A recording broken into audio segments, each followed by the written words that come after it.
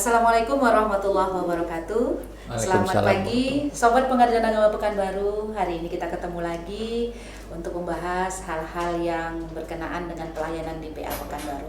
Hari ini kita bersama dengan Bapak Ketua Pengadilan Agama Pekanbaru, Bapak Lazwarman MAG. Terima kasih Pak atas meluangkan waktunya bisa melaksanakan podcast untuk pelayanan terbaik bagi masyarakat. Amin.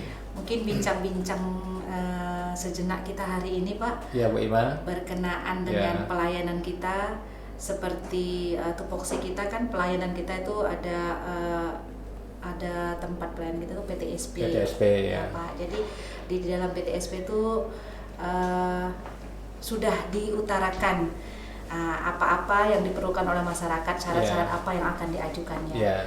Tapi mungkin di sini perlu kita kupas juga Pak untuk lebih mempermudah, lebih menjadi pencerahan kepada para pihak. Kita mungkin hari ini meminta bantuan Bapak. Bagaimana cara teknik membuat surat gugatan yang benar. Mungkin ini yang perlu kita bincang-bincang sejenak dengan Bapak. Baik, Sobat PA Pekanbaru, kita langsung dengarkan apa yang disampaikan oleh Bapak Lazwarman MAG. Sekali lagi, ini untuk pelayanan yang terbaik bagi masyarakat. Kami silakan Pak. Terima kasih Bu Ima. Assalamualaikum warahmatullahi wabarakatuh. Waalaikumsalam. Selamat pagi para Sobat Pengadilan Agama Pekanbaru. Memang seperti apa yang disampaikan oleh Ibu Ima tadi, bila seseorang ingin melakukan sebuah gugatan di pengadilan, tentu masyarakat tersebut harus membuat sebuah surat gugatan. Nah, dari surat gugatan itulah nanti akan diketahui dan dibaca apa yang mau digugat, kan gitu kan. Nah, jadi bagi masyarakat kita yang tidak bisa membaca dan menulis, tentu tidak bisa membuat surat gugatan, maka surat gugatannya nanti akan dibuatkan oleh Ketua Pengadilan Agama. Nanti Ketua Pengadilan Agama bisa melimpahkan kepada hakim untuk melakukan pembuatan surat gugatan bagi yang buta huruf. Itu ini dasarnya bagi yang buta huruf itu dasarnya pasal 120 HIR dan pasal 144 RBG. Nah, dan bagi kita yang bisa membaca dan menulis, tentu kita sendiri ya Bu Ima ya yang membuat surat gugatannya. Nah, tentu bagi kita yang memang belum terbiasa membuat surat gugatan, tentu harus tahu teknik dan caranya serta unsur-unsur sebuah surat gugatan itu apa saja gitu ya. Jadi sebuah surat gugatan itu unsurnya minimal harus memiliki 3 unsur. Yang pertama itu harus ada identitas penggugat, kemudian juga harus ada identitas tergugat. Nah, itu unsur pertama. Kemudian yang kedua juga harus ada posita. Posita itu adalah landasan hukum atau landasan peristiwa. Kenapa mereka melakukan sebuah gugatan gitu dalil-dalilnya dalil-dalilnya. Kemudian yang ketiga harus ada petitum. Petitum itu apa yang dituntut Apa yang dituntut? Apa yang dituntut lewat pengadilan terhadap pihak tergugat gitu ya. Nah, yang pertama identitas itu, ini salah satu contoh di dalam sebuah surat gugatan. Identitas itu minimal setidak-tidaknya tentu membuat nama Nama kalau di pengadilan agama itu biasanya harus dilengkapi dengan bin atau binti. Bin atau binti. Kalau bin itu Pak? Kalau dia misalnya laki-laki tentu harus ada bin. Kalau dia perempuan harus ada binti. Nah, nama bin atau binti sesudahnya itu harus nama orang tua laki-laki gitu ya. Nah, itu yang pertama. Kemudian yang kedua juga harus memuat NIK, nomor induk kependudukan. Pak. Kemudian yang ketiga tempat tanggal lahir, kemudian agama, pendidikan juga kita masukkan di sini. Mungkin mana tahu suatu saat mungkin ada yang melakukan penelitian. Kira-kira yang banyak masukkan gugatan ke pengadilan agama itu strata pendidikannya tingkat apa yang paling banyak kan gitu ya. Berarti itu bagus juga langsung untuk penelitian nanti bagi kita ya. Berarti harus dicantumkan juga. Pendidikan, kemudian kewarganegaraan, kemudian pekerjaan. Nah, khusus untuk pekerjaan bagi pihak penggugat atau tergugat sebagai seorang pegawai negeri sipil atau anggota TNI dan Polri itu harus dijelaskan golongannya pangkat pangkat dan golongan. Kenapa harus dijelaskan pangkat dan golongan? Ini akan menentukan, membantu hakim nanti kalau ada pembebanan. Ya, pembebanan nafkah idah, misalnya mut'ah, misalnya kan, atau nafkah anak gitu kan.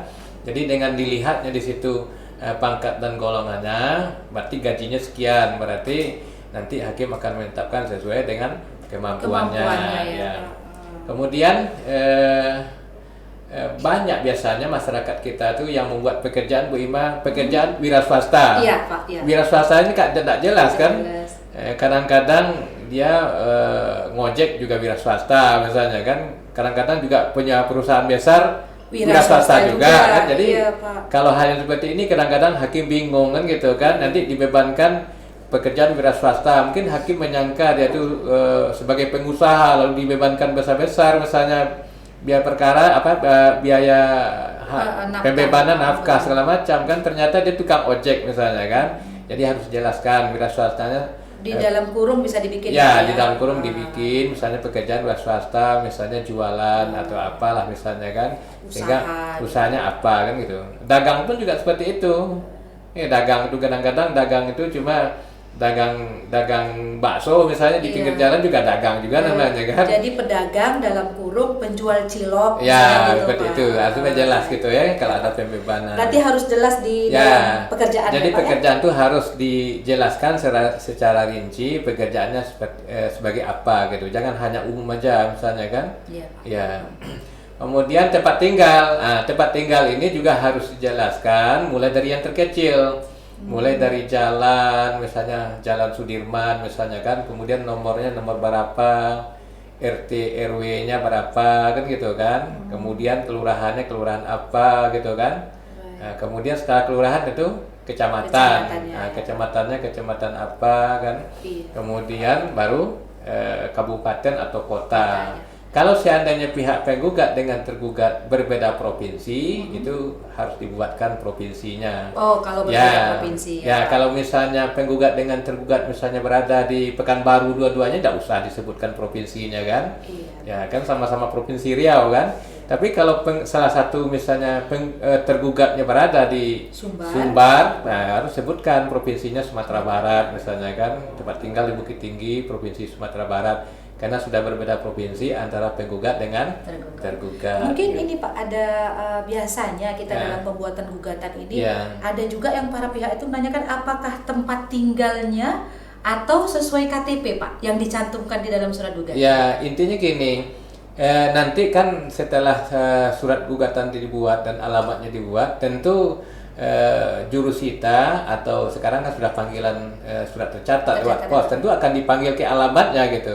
Jangan misalnya tempat tinggal di KTP di situ ternyata dia bertempat tinggal di sini, nanti akan susah menyusahkan jurusita kan gitu. Intinya di mana secara real dia berada. Ya. Kalau KTP-nya misalnya dahulu misalnya di misalnya di Jalan Meteorologi. Ya, atau di Panam misalnya kan. Ya, tapi karena ribut rumah tangganya misalnya kemudian dia pindah ke Jalan Arifin Ahmad misalnya kan. Ya, tentu alamat realnya di mana? Misalnya kalau alamat realnya memang di Arifin Ahmad, dibuatlah di Arifin Ahmad gitu kan. Tapi nanti mungkin dilampirkan surat keterangan domisili gitu kan. Ya, kan banyak seperti itu. KTP-nya di sana, tempat tinggalnya sekarang di sini. Lalu dipanggil oleh jurusita ke sana tidak ketemu kan. Ya, intinya kan panggilan itu kan diharapkan bertemu langsung dengan pihak penggugat dan tergugat sehingga mereka bisa hadir dalam persidangan. Kalau mereka hadir dalam persidangan tentu hak-haknya bisa dilindungi gitu ya. Berarti alamatnya sesuai dengan tempat tinggal. Realnya di mana? Realnya di mana kan gitu. Kalau berbeda antara KTP dengan realnya, ya mintalah surat keterangan domisili kan. Tentu kita harus melapor ke pihak kelurahan, Pak, mohon maaf KTP saya dahulu di sini, tapi karena rumah tangga saya ribut dengan suami saya sudah pindah ke rumah orang tua saya. Sekarang ini saya berdomisili di kelurahan Bapak. Kalau seandainya nanti ada mungkin panggilan dari pihak pengadilan, mohon kiranya Bapak terima nanti tolong disampaikan kepada saya gitu kan. Ya. Kemudian sekarang Bu Ima, itu juga sudah harus dilengkapi dengan nomor HP dan email. Kenapa harus dibuatkan nomor HP atau nomor WA dan email? Karena pada saat sekarang ini panggilan itu sudah bisa dilakukan lewat surat tercatat. Ya, lewat surat tercatat gitu ya. Ya. Ya, ya itu berkenaan dengan masalah identitas. Nah, kemudian baru di bawahnya selanjutnya disebut sebagai pihak penggugat. Kalau penggugat itu cerai gugat misalnya ya, Pak, ya. Penggugat. Tapi kalau cerai talak istilahnya disebut sebagai pemohon ya. Iya, baik. Kemudian baru kita masuk kepada identitas pihak tergugat. Identitas pihak tergugat juga harus sama dengan identitas pihak penggugat gitu ya. Apa urutannya identitas pihak penggugat ya, seperti itulah urutannya identitas pihak tergugat persis sama.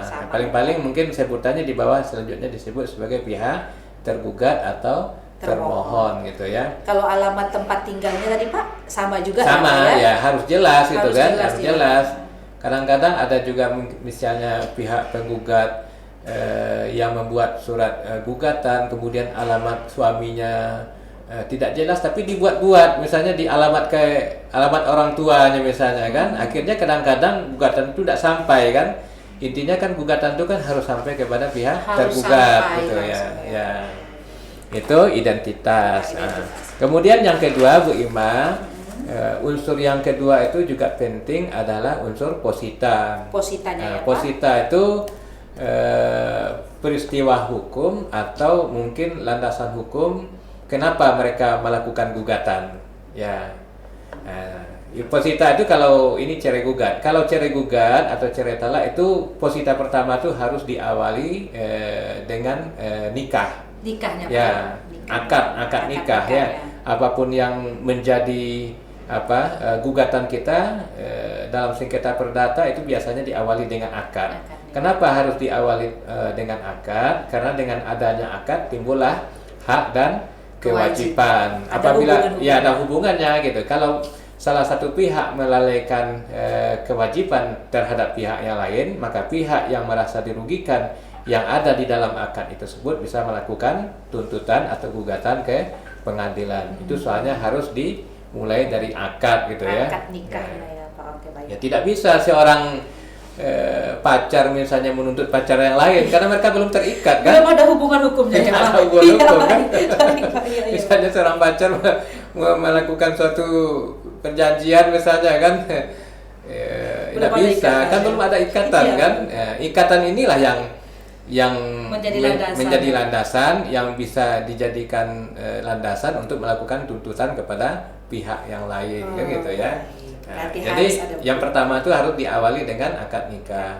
Misalnya bahasanya seperti ini, bahwa penggugat dengan tergugat telah melakukan pernikahan secara resmi pada tanggal sekian, bulan sekian, tahun sekian. Kemudian pernikahan tersebut telah tercatat di kantor KUA kecamatan itu misalnya kan, dengan kutipan akta nikah nomor sekian, tanggal sekian. Nah, itu posita yang pertama. Posita pertama tuh ya Pak dalam pembuatan gugatan. Posita yang kedua, jadi posita ini Bu Ima memang harus kita buat secara kronologis. Nah, setelah seseorang menikah, tentu mereka bertempat tinggal. Karena mungkin setelah menikah langsung punya anak kan. Baik Pak, tinggal bersama gitu ya. Pasti berkumpul dulu dan bergaul baru punya anak ya. Iya Pak. Ya harus seperti itu kan. Tak mungkin langsung punya anak. Jadi menurut saya salahlah seseorang yang membuat runut posita itu setelah menikah langsung punya anak, kemudian baru tempat tinggal terbalik gitu ya. Pak ya. Harus tempat tinggal dulu, tempat tinggal bersamanya ya Pak. Berkumpul baru punya anak ya. Jadi yang posita yang kedua itu adalah tempat tinggal bersama. Bahwa setelah menikah penggugat bertempat tinggal misalnya di Jalan Arifin Ahmad. Setelah itu pindah ke Jalan Sudirman misalnya kan. Terakhir bertempat tinggal di mana? Ya tidak usah disebutkan semua. Setelah itu berpindah-pindah, terakhir bertempat tinggal di situ. Iya. Kenapa harus dibuatkan bertempat tinggal terakhir? Karena di situ akan ketahui siapa yang lari dari tempat kediaman bersama gitu kan. Melihat kepada alamat yang telah ada di identitas pertama. Kalau seandainya mungkin alamat identitas tergugat yang berbeda dengan alamat tempat tinggal bersama, berarti tergugatlah yang lari dari tempat kediaman bersama gitu ya. Jadi jangan lupa sebutkan terakhir bertempat tinggal di situ misalnya kan. Nah, kemudian yang ketiga baru punya anak. Ya, bahwa setelah menikah penggugat dengan tergugat telah melakukan hubungan suami istri, kemudian telah dikaruniai 3 orang anak. Nah, sebutkan anaknya satu persatu. Anak pertama namanya si A, lahir di situ tanggal sekian. Anak kedua namanya si B, lahir di situ tanggal sekian. Kan anak yang ketiga namanya si C, lahir pada tanggal sekian, lahir di Pekanbaru misalnya, kemudian tanggal sekian gitu kan. Harus jelas juga ini. Harus dijelaskan gitu kan. Nah, kemudian jangan lupa disebutkan saat sekarang ini ketiga anak tersebut diasuh oleh siapa. Iya, Pak. Dijelaskan. Biar Ini jelas juga dia, ya, Pak. sering masyarakat kita yang lupa, cuma menyebutkan setelah menikah penggugat dengan tergugat telah bergaul sebagai suami istri dan telah dikaruniai 3 orang anak, tapi tidak disebut dan tidak diketahui siapa yang mengasuh anak tersebut pada saat sekarang ini. Ya, Pak. Kalau misalnya anak pertama dan kedua tinggal bersama ayahnya, ini sebutkan. Dan anak pertama dan kedua saat sekarang ini tinggal bersama tergugat sebagai ayahnya, dan anak yang ketiga tinggal dengan penggugat sebagai ibunya, gitu kan. Atau ketiga anak tersebut tinggal saat sekarang ini tinggal bersama penggugat sebagai ibunya, gitu. Ini posita ketiga. Ya, Pak. Yang keempat, baru kita masuk kepada lamanya rukun. Rukunnya dulu, bahwa rumah tangga penggugat dengan tergugat misalnya yang rukun berjalan lebih kurang 4 tahun misalnya. Setelah itu sering terjadi perselisihan dan pertengkaran. Ya. Nah, setelah disebutkan lamanya rukun, kemudian terjadi perselisihan pertengkaran, baru kita masuk kepada posita selanjutnya. Posita yang ke-5, Pak. 5. Jadi posita yang kelimanya baru penyebab perselisihannya. Bahwa penyebab perselisihan rumah tangga penggugat dengan tergugat adalah ya misalnya satu, karena misalnya tergugat sering judi misalnya kan, ya, Pak, ya, atau sering berhutang di kedai misalnya kan, atau tidak memberikan nafkah yang cukup misalnya karena faktor ekonomi, boleh kan, tapi tidak usah disebutkan semua. Ada juga masyarakat kita ini yang menyebutkan semua penyebab perselisihannya dari A sampai Z sampai satu halaman. Hakim bingung yang mana sebenarnya yang utama kan gitu kan.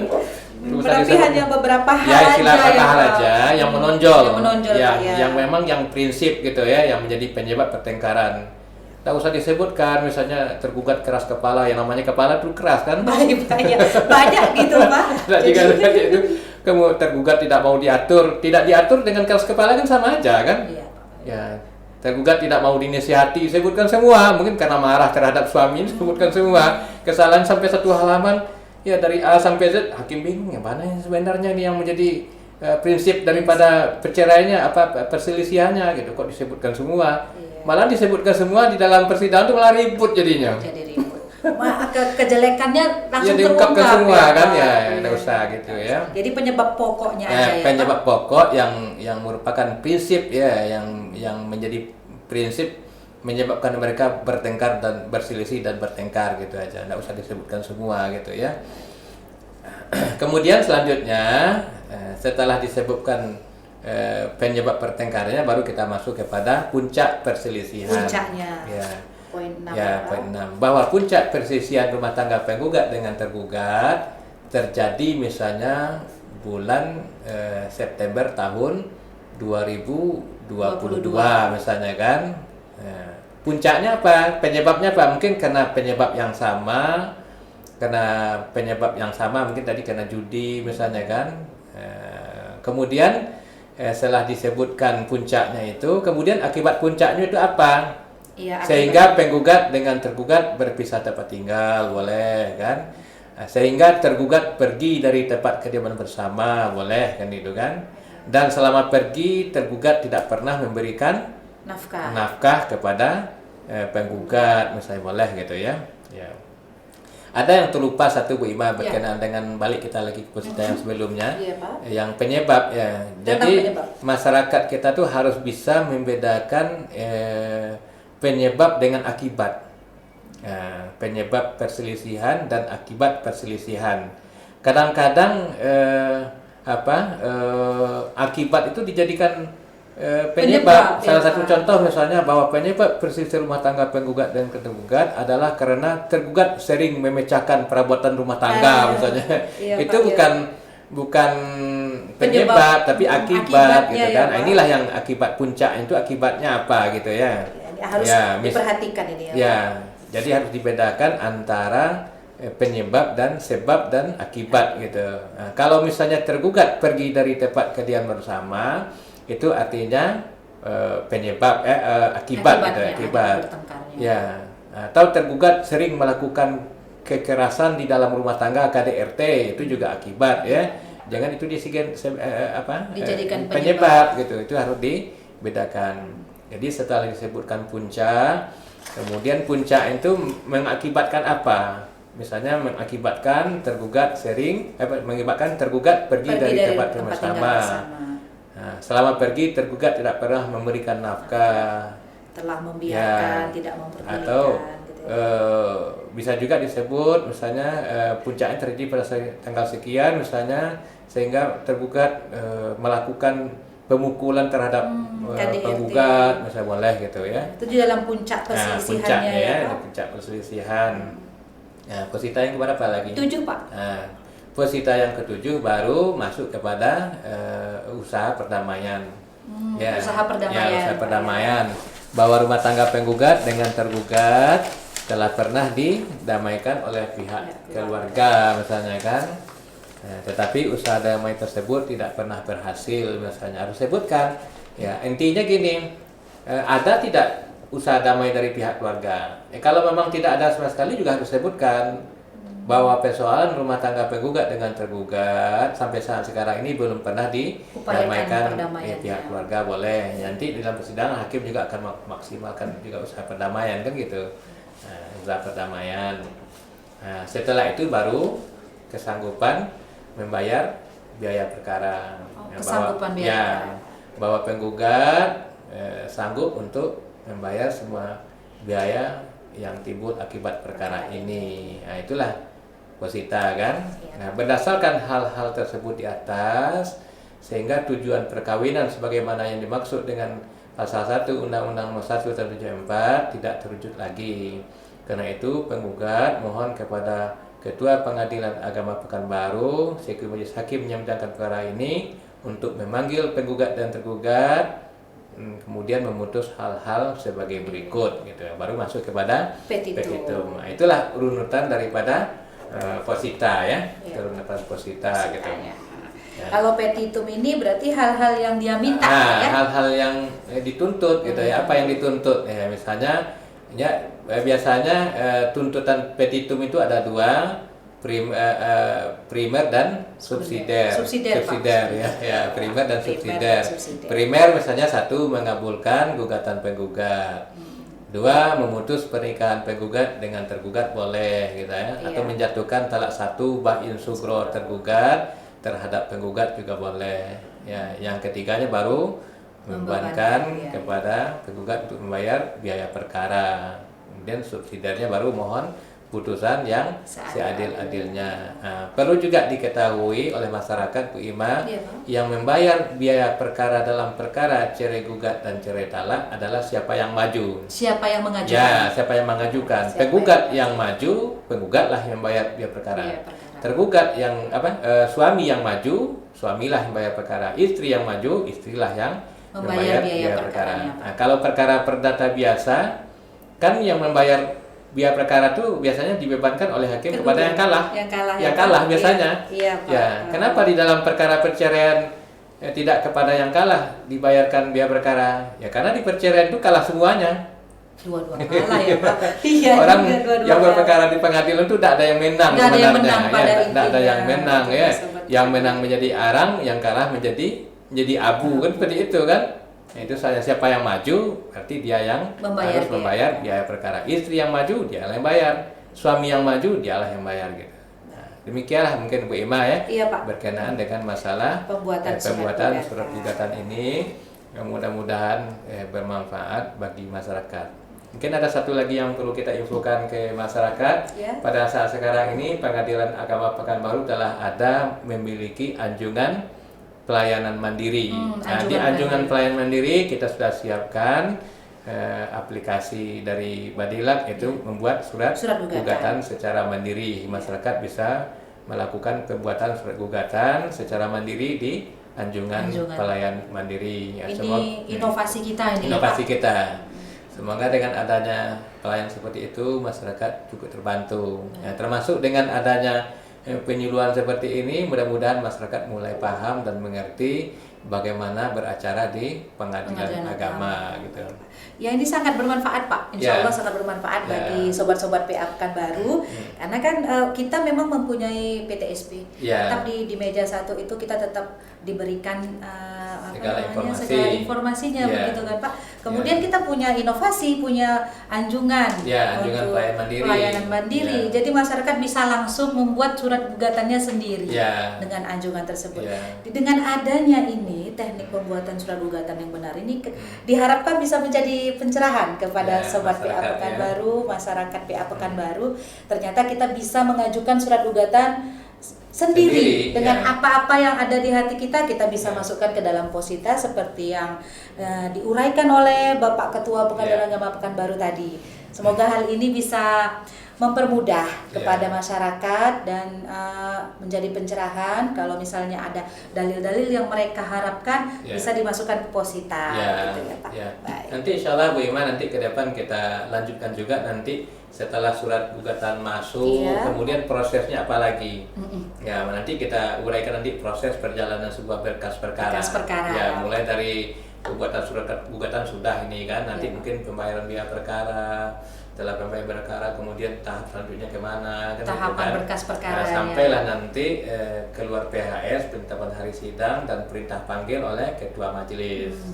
Untuk selanjutnya setelah itu nanti Bu Ima nanti kita akan juga uraikan kepada masyarakat kita bagaimana tahap-tahap persidangan supaya masyarakat itu juga paham dan mengerti tahap persidangan itu seperti apa gitu kan. Biasanya tahap persidangan itu kan didamaikan oleh majelis hakim, kemudian dimediasi oleh mediator, kemudian mereka bingung setelah ini apa lagi kan gitu kan. Baik Pak. Nanti kita uraikan juga nanti. Ini sangat bermanfaat ini Pak. Sangat bermanfaat. Jadi mungkin untuk hal pertama sobat PA Pekanbaru tentang teknik pembuatan surat gugatan yang benar ini sudah diuraikan oleh Bapak Ketua Pengadilan Pekanbaru, dan next insya Allah akan ada podcast yang lain untuk perjalanan sebuah berkas ya Pak. Nanti kita schedulekan lagi ya Pak. Insya Allah Baik Bapak, terima kasih banyak. Sama-sama. Semoga Bapak tetap meluangkan waktu, memberikan hal-hal yang perlu disampaikan kepada masyarakat. Terima kasih Pak. Assalamualaikum warahmatullahi wabarakatuh. Selamat siang Sobat PA Pekanbaru.